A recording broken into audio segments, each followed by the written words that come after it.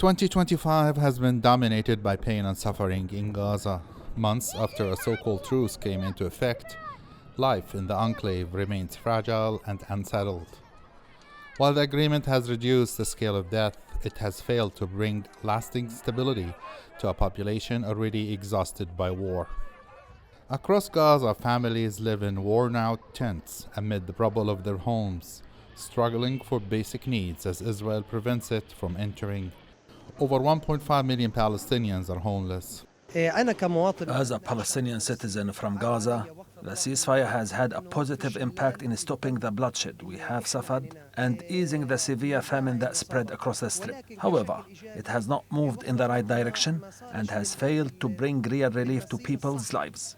We therefore hope, through God and the international community, that peace will return and that life will be restored in Gaza, because what has been achieved so far has been limited to merely easing starvation, without addressing the broader suffering of the population.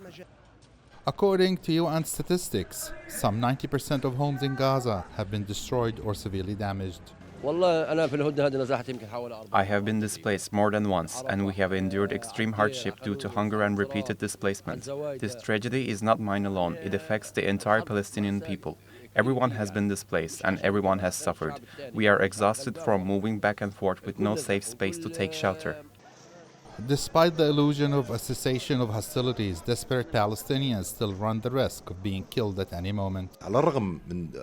Despite the ceasefire being in effect since October, field indicators show that the Israeli occupation has continued to violate the agreement.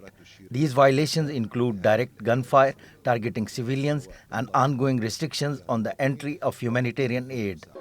As 2025 draws to a close, reports indicate that over 70,000 Palestinians have been killed since the start of the war, underscoring its immense human cost.